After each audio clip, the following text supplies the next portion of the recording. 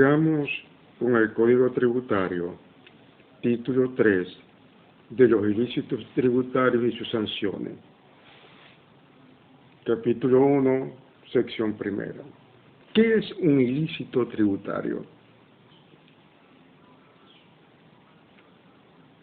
Nos dice el artículo 79 que en este código se aplicarán a todos los ilícitos tributarios con excepción a los previstos a la normativa aduanera, los cuales se tipificarán y aplicarán de conformidad con las leyes respectivas, ¿no? Ahora,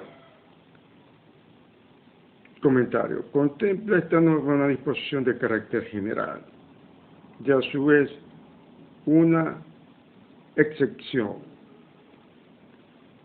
Fundamentalmente existen tres tendencias: una penalista, que ubica al ilícito tributario dentro del derecho penal, una administrativa y una autonómica, que lo toca dentro del derecho tributario. Ahora, uno se va paseando por la doctrina.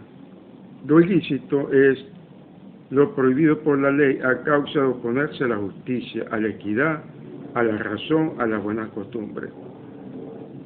Ilegal, inmoral, contrario al pacto obligado, según el diccionario de Derecho Usual de Guillermo Cabanellas. Un hecho ilícito, por lo tanto, sería lo contrapuesto al hecho jurídico, que siempre ha de ser lícito. Es la conducta culposa o dolosa, contraria al derecho y de la cual el reordenamiento jurídico deriva como consecuencia sustantiva. Esto según el diccionario jurídico de Egnes Serecus. Ahora, hay unas, veamos por acá, permítame, unas clasificación de los ilícitos tributarios, ¿no? Según este código orgánico vigente, que es necesario acotar, ¿no? El ilícito tributario, en primer término, tenemos los formales, los relativos a las especies fiscales y gravadas, los ilícitos materiales e ilícitos sancionatorios con penas restrictivas de la libertad, ¿no? Pero fíjense que el diccionario, por ejemplo, del CENIAF, dice: un ilícito formal, este tipo de ilícito se origina por el incumplimiento de los siguientes deberes: inscribirse en los registros exigidos por las normas tributarias respectivas, emitir o exigir comprobantes, llevar libros o registros contables o especiales, es decir, por el incumplimiento, ¿no? Prestar declaraciones y comunicaciones, permitir el control de la administración tributaria, informar y comparecer ante la misma, acatar las órdenes de la administración tributaria dictadas en uso de sus facultades, cualquier otro deber en el Código Orgánico Tributario, en las leyes especiales, sus reglamentos o disposiciones generales. Y un ilícito tributario es toda acción u omisión violatoria de las normas tributarias. Pueden ser formales, como ya hemos dicho, relativos a las especies fiscales, gravadas, materiales y sancionados por la pena restrictiva de la libertad. Entonces tenemos que ya hacemos revista de los ilícitos formales. Hay lo que se llama esta sección segunda del Código, concurso de los ilícitos tributarios. Cuando concurran dos o más ilícitos tributarios sancionados con pena pecuniaria, se aplicará la sanción más grave, aumentada con la mitad de las otras sanciones. Esto es muy interesante, ¿no? Habrá reincidencia cuando el imputado, después de una sentencia o resolución firme sancionatoria, cometiere uno o varios ilícitos tributarios de la misma índole durante los 5 años contados a partir de aquellos. hay extinción de las acciones por ilícito. Son causas de extinción de las acciones por ilícito tributario la muerte del autor principal. Extingue la acción punitiva, pero no extingue la acción contra coautores y partícipes. La amnistía, la prescripción y las demás causas de extinción de la acción tributaria. En el caso de la amnistía, la doctrina dice que suele entenderse por amnistía un acto del poder soberano que cubra con el velo del olvido las infracciones penales de cierta clase, dadas por conclusos los procesos comenzados declarando que no deben iniciarse las pendientes, o bien declarando automáticamente cumplidas las condenas pronunciadas o en vías de cumplimiento. Está citado aquí del ya nombrado Guillermo Cabanella. De la responsabilidad penal, sección tercera. La responsabilidad por ilícitos tributarios es personal, salvo las excepciones contempladas en este artículo, ¿no? En el texto del artículo comentado, los responsables no son necesariamente las personas así denominadas en la sección tercera de este capítulo 3, no. Estas últimas son sujetos pasivos en la relación jurídica tributaria, mientras que los autores, coautores, cómplices y encubridores son especies de sujetos activos en la infracción o el delito tributario. Hay muchos elementos ya de tipo jurídico. Exime de la responsabilidad penal tributaria. Son circunstancias que eximen de la responsabilidad por ilícito tributario el no haber cumplido 18 años, la incapacidad mental debidamente comprobada, el caso fortuito y la fuerza mayor, el error de hecho y de derecho, la obediencia legítima y debida y cualquier otra circunstancia. Las sanciones, no. Las sanciones, salvo las penas restrictivas de libertad, serán aplicadas por la Administración Tributaria sin perjuicio de los recursos que contra ellas pueden ejercer los contribuyentes o responsables. No. Hay todo un desarrollo acá de estas sanciones, ¿no? Fíjense que privación preventiva de libertad, también sanciones aplicables. Las sanciones aplicables serán ¿cuáles? Prisión, multa, comiso y destrucción de los efectos materiales objeto de ilícito o utilizados para cometerlo, clausura temporal del establecimiento, inhabilitación para el ejercicio de oficios y profesiones, y suspensión o revocación de registro y autorización de industria y expendio de especies grabadas y fiscales. Son circunstancias agravantes, según el artículo 95, la reincidencia, la condición de funcionario o empleado público y la magnitud monetaria del perjuicio fiscal. Entonces, aquí entra mucho lo que tiene que ver con el Código Penal, ¿no?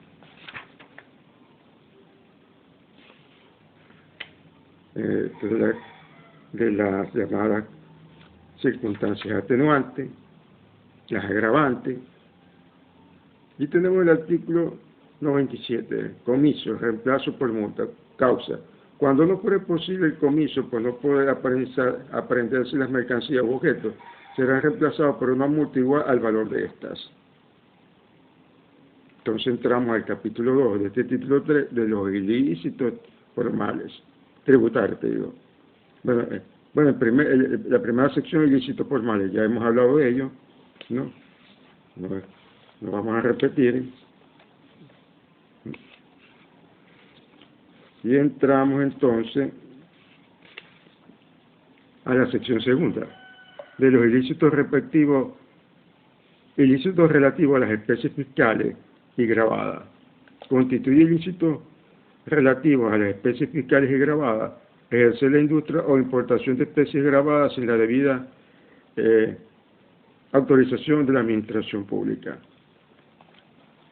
Comerciar o expender en el territorio nacional especies grabadas destinadas a la exportación o al consumo en zonas francas, puertos libres u otros territorios sometidos al régimen aduanero especial. Expender especies fiscales especies fiscales, aunque sean de lícita circulación sin autorización de la parte de la administración tributaria, y comerciar, ¿no? El comerciar o extender especies fiscales grabadas, aunque sean de lícita, bueno, sin autorización, producir, comercializar o extender especies fiscales o grabadas sin haber renovado la autorización. Y hay una cantidad, hasta la 12, ¿no? Pero ¿qué es un amigo que son especies fiscales? Especies fiscales son las estampillas, papel sellado, tarjetas postales y demás efectos de servicio postal. Y hay especies alcohólicas, ¿no? Pues estas ya especies alcohólicas son definidas en el reglamento de la Ley de Impuestos sobre Alcoholes y Especies Alcohólicas como productos que contienen alcohol etílico en solución, exceptuando perfumes, preparaciones farmacéuticas y demás productos. Tenemos que estos ilícitos relativos a las especies fiscales y gravables. La sección tercera nos habla sobre los ilícitos materiales, el retraso u omisión en el pago del tributo o de sus porciones, el retraso u omisión en el pago de los anticipos, el incumplimiento de la obligación de retener o percibir y la obtención de devoluciones o reintegros indebidos.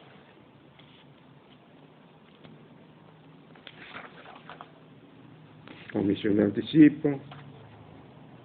Sección 4 de los ilícitos sancionados con pena restrictiva de libertad. Esta es la más dura. Defraudación fiscal. Vámonos aquí para precisar con más ahínco cómo define defraudación fiscal el diccionario de la CNA. Relacionado con los ilícitos tributarios incurre en defraudación tributaria el que mediante simulación, ocultación, maniobra o cualquier otra forma de engaño induzca en error a la administración tributaria y obtenga para sí o un tercero un enriquecimiento indebido superior a 2.000 unidades tributarias a expensa del sujeto activo a la percepción del tributo. Aquí un pequeño comentario de mi parte. 2.000 unidades tributarias. 40, ¿no? No. Y ya lo he comentado en los otros videos sobre este código. Es terrible.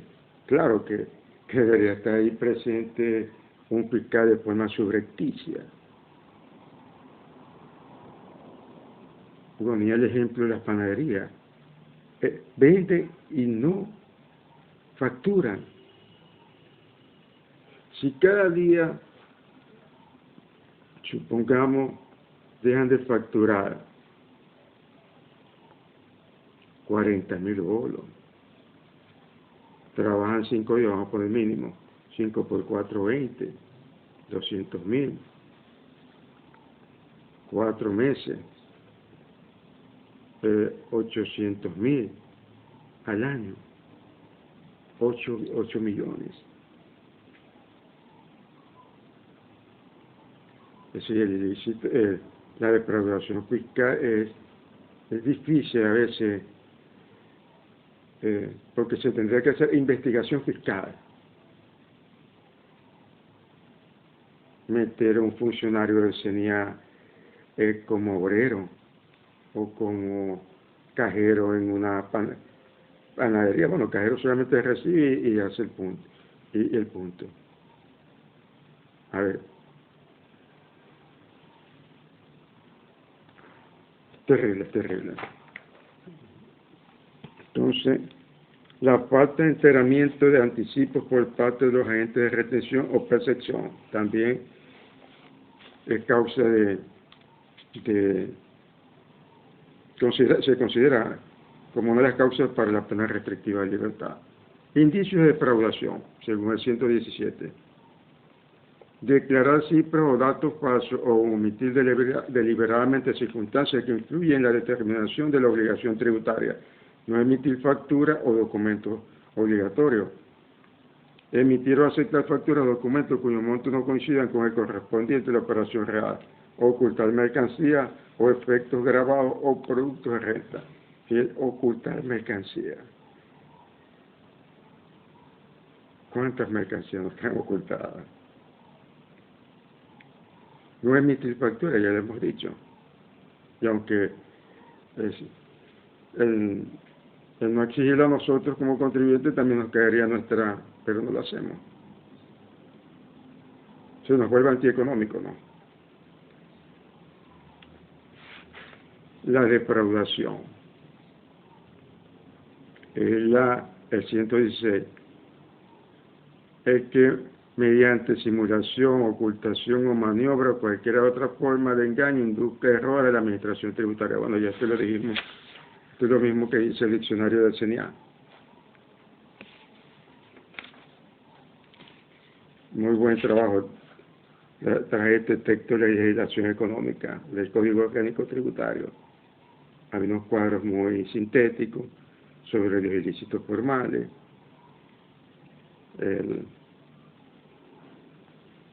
la obligación de llevar libros, ¿no? Muy bueno este libro, sinceramente. Lo tengo como referencia siempre. Bueno, vamos a darle un salto aquí del título 4 al título 5. Que aquí, por cierto, quiero hacer un comentario, ¿no? Porque nosotros los contadores y también los licenciados en administración podemos no solamente actuar como peritos contables o peritos administrativos, sino, y esto nos invade el campo de los abogados, ejercer recursos jerárquicos ante la administración pública. Yo lo hice a comienzo del mes pasado. Se me sentía afectado ante la LOPA, bueno, un cliente que se siente afectado por una resolución, por una arbitrariedad supongamos, del CNA, pues el contador o el mismo administrador puede ejercer esta función. Esto es un campo muy bueno, ¿no? Por eso que a veces los administradores y contadores también, por el cúmulo de leyes, muchos colegas han finalizado también estudiando el derecho. Artículo 236. Primero está de la revisión de los actos de la Administración Tributaria, el capítulo 1 de la revisión de oficio. La Administración Tributaria podrá convalidar en cualquier momento los actos anulables, subsanando los vicios que adolezcan. Es decir, la misma Administración se corrige, ¿no? Y puede hacer que se anule algunos actos administrativos que hay efectuado, ¿no?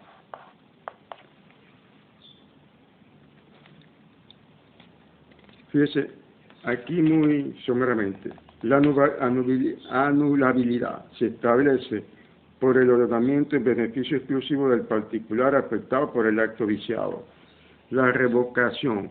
En materia de revocación de actos administrativos, el doctor Allan Brewer Caría define la revocación como la extinción del acto en vía administrativa por la propia administración mediante otro acto administrativo.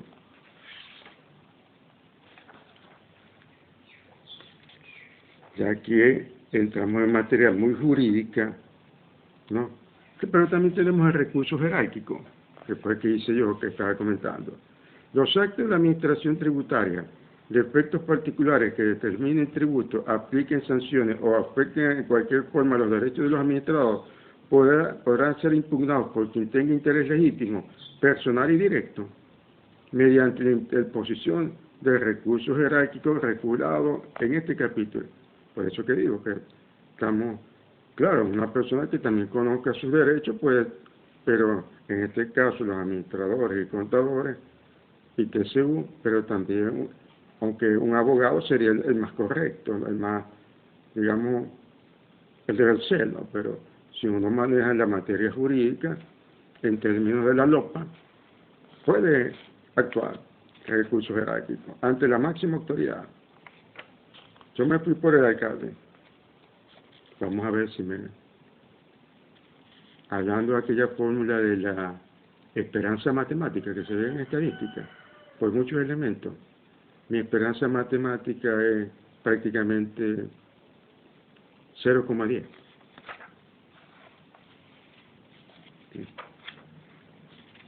Luego tenemos aquí abuelo de pájaro,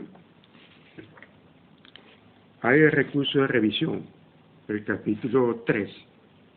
El recurso de revisión contra los actos administrativos firmes podrá intentarse ante los funcionarios competentes para conocer del recurso jerárquico, en los siguientes casos, ¿no?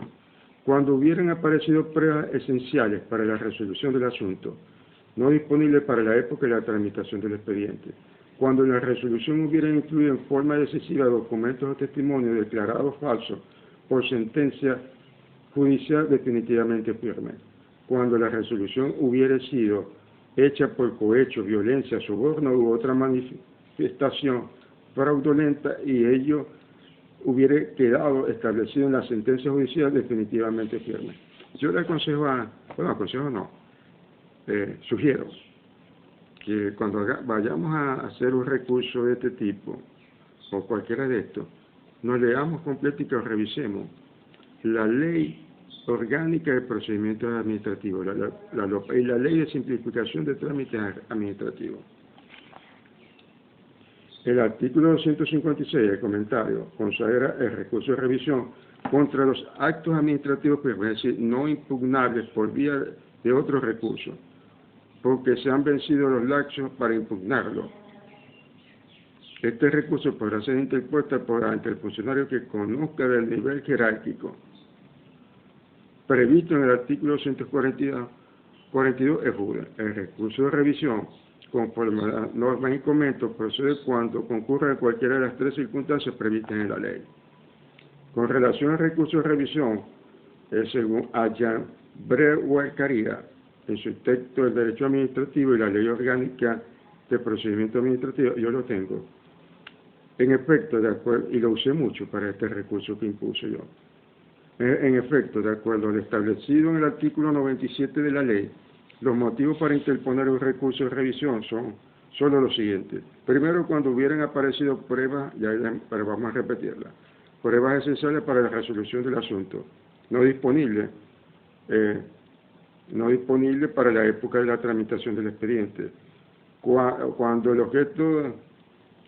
en la resolución objeto de recurso de revisión hubiera incluido en forma decisiva documentos de testimonio que fueron declarados posteriormente falsos y hubiese sido adoptada por cohecho, violencia, soborno, etc. Hay unos lapsos, hay que tener mucho cuidado con los lapsos, ¿no? En sí, el recurso de revisión, aquí hay un cuadro. Acto administrativo firme. Funcionario competente para conocer el recurso jerárquico. Cuando aparezcan pruebas esenciales para la resolución. Cuando la resolución hubiera sido hecha en forma decisiva. Cuando la resolución hubiera sido adoptada por cohecho o violencia. Y luego tenemos el título 6 de los procedimientos judiciales. Este es el título 6, muy interesante. El recurso contencioso administrativo, la interposición y admisión del recurso, sección primera. El recurso contencioso tributario procederá contra los mismos actos de efectos particulares que pueden ser objeto de impugnación mediante recurso jerárquico sin necesidad del previo ejercicio de dicho recurso, contra los mismos actos a que se refiere el numeral anterior, cuando habiendo mediado recurso jerárquico, este hubiera sido denegado tácitamente. Bueno, lo que me queda a mí, si no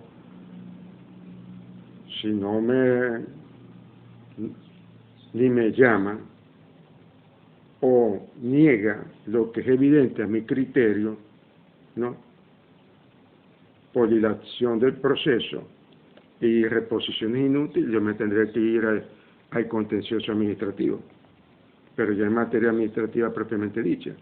La vaina es que no tengo dinero, porque ahí sí tengo que contratar a un abogado. Bueno, el recurso tributario podrá también ejercerse subsidiariamente al recurso jerárquico en un mismo escrito en caso de que hubiese expresa denegación total o parcial o denegación tácita de este. Eso es lo que estoy observando yo.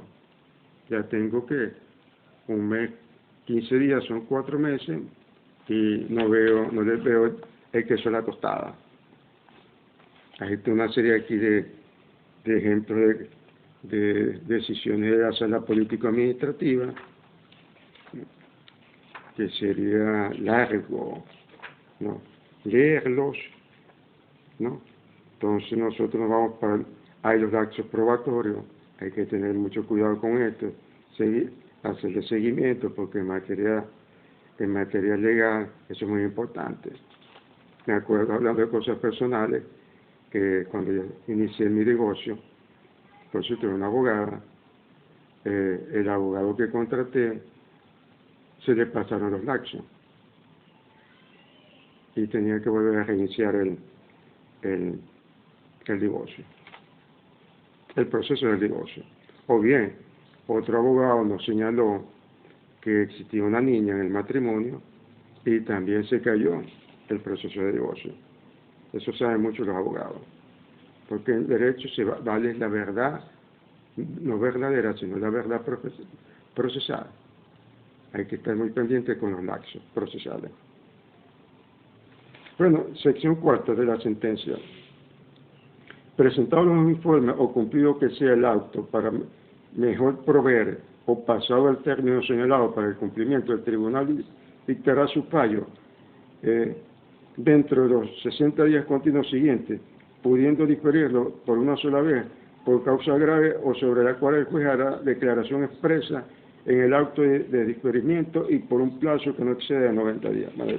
También materia ya muy legal, que no nos vamos a abrumar nosotros, pero que hay un juicio ejecutivo, aquí sí vamos a detener capítulo 2, ¿no? De este título. Los actos administrativos contentivos de obligaciones líquidas y exigibles a favor del fisco por concepto de tributo, multas o intereses, así como las intimaciones efectuadas conforme al parágrafo único del artículo 213 de este código, constituirán título ejecutivo y su cobro judicial aparejará embargos de bienes siguiendo el procedimiento previsto en este capítulo. Comentario. Aunque con ligeras variantes, este artículo mantiene la redacción de la norma del Código Orgánico Tributario del 94, ya que el juicio ejecutivo procederá en aquellos casos en que el sujeto pasivo no tenga a tiempo sus obligaciones tributarias y éstas se vuelvan líquidas y exigibles para el fisco nacional, quien como acreedor tiene derecho a perseguir su cobro mediante este procedimiento. No. La solicitud de ejecución del crédito deberá interponerse ante el Tribunal Contencioso competente. En la misma demanda, el representante del fisco solicitará, y el tribunal así lo acordará, el embargo preventivo de bienes de propiedad del deudor que no exceda del doble del monto de la ejecución, más una cantidad suficiente estimada prudencialmente por el tribunal para responder del pago de intereses y costas del proceso. Si el embargo se realiza sobre dinero en efectivo, se limitará el monto de la demanda más la estimación de los intereses y costas. Veamos acá que nos interesa una definición, a ver si la consigo acá, porque hay que estar sobre, no, aquí no está, estaba en ella pero no lo tengo a mano. Sigamos entonces.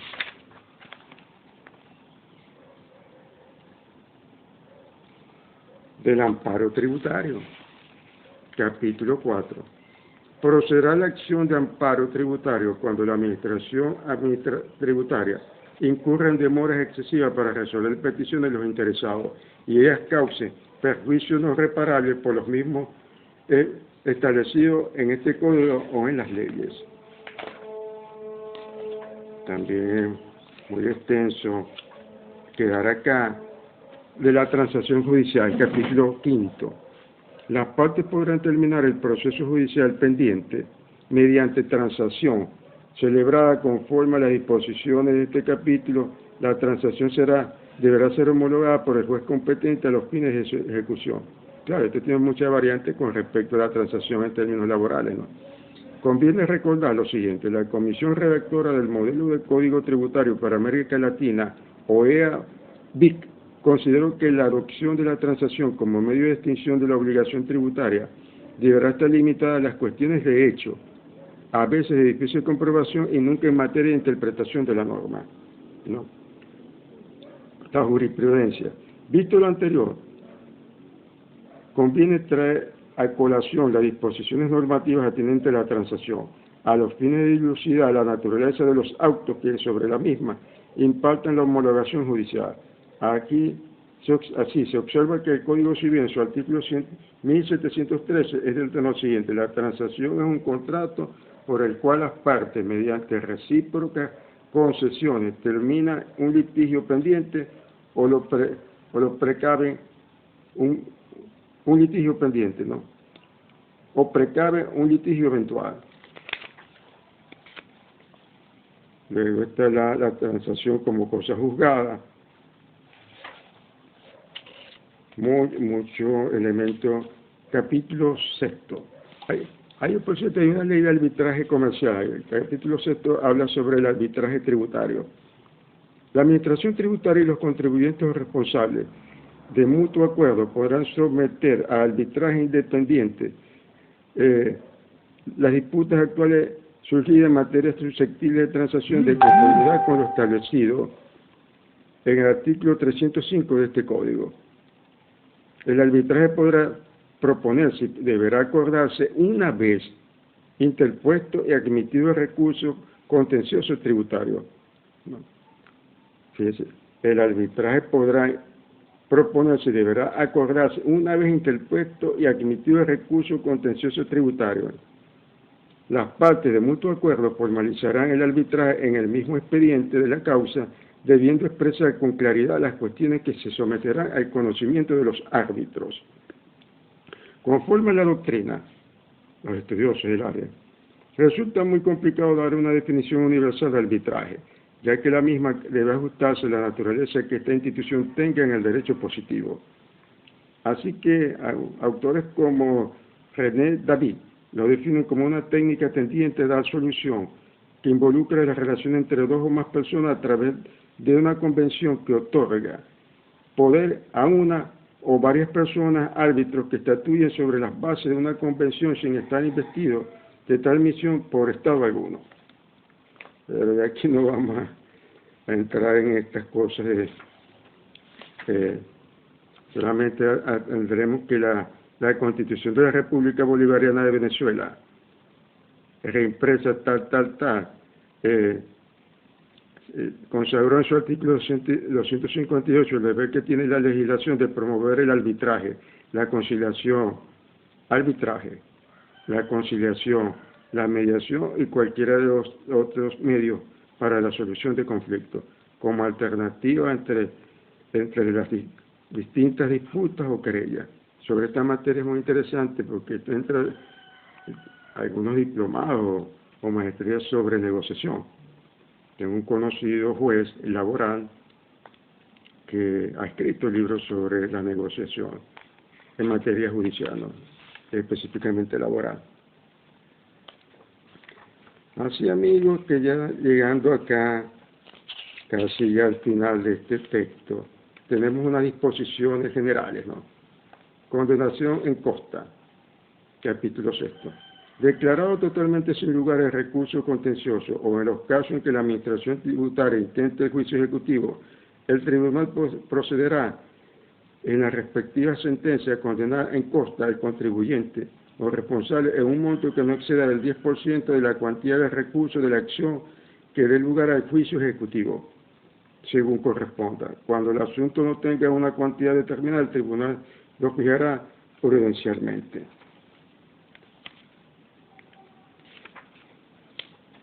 Tribunales competentes para conocer los procedimientos jurisdiccionales. Son competentes para conocer en primera instancia de los procedimientos judiciales establecidos en este título los tribunales superiores de lo contencioso tributario, los cuales lo sustanciarán y decidirán con arreglo a las normas de este Código. Jurisdicción y competencia de los tribunales superiores en lo contencioso tributario, el 330. La jurisdicción y competencia de los tribunales superiores de los contenciosos tributarios se ejercerá en forma excluyente de cualquier otro fuero, por lo que no podrán atribuirse la competencia a otra institución ni a otros tribunales de distinta naturaleza. Muy bien. ¿No? Así, señores, hay unas disposiciones transitorias pero como este texto ha sido reformado, yo tengo aquí, creo que no, el mío no está tan actualizado. Si está actualizado, creo que es el penúltimo. No. En este caso se llamaba la creación de los tribunales superiores, ¿no? A los tribunales superiores en lo contencioso tributario.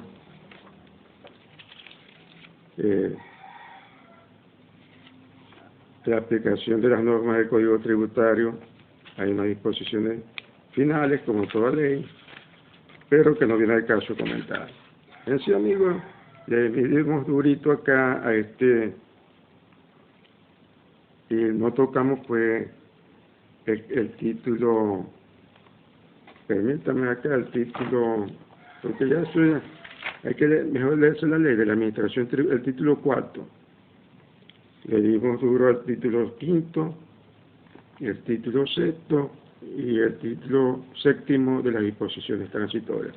Con esto finalizo estos comentarios, nada novedosos, tal vez no tan ni creativos, sino discurriendo sobre el Código Orgánico Tributario comentado, edit de la colección Códigos Comentados de esta empresa que todavía pienso que existe, ¿no? Muy buena, muy recomendable sus textos de todas las áreas nuestras y de otros profesionales. La empresa Legislación Económica Compañía Anónima. Esta está en la urbanización industrial de Urbina, calle 8, edificio Legislación, Caracas. No estoy haciendo publicidad, sino que aquí tuviera yo dinero para que comprar los más actualizados. Bueno, muchas gracias y estamos pendientes.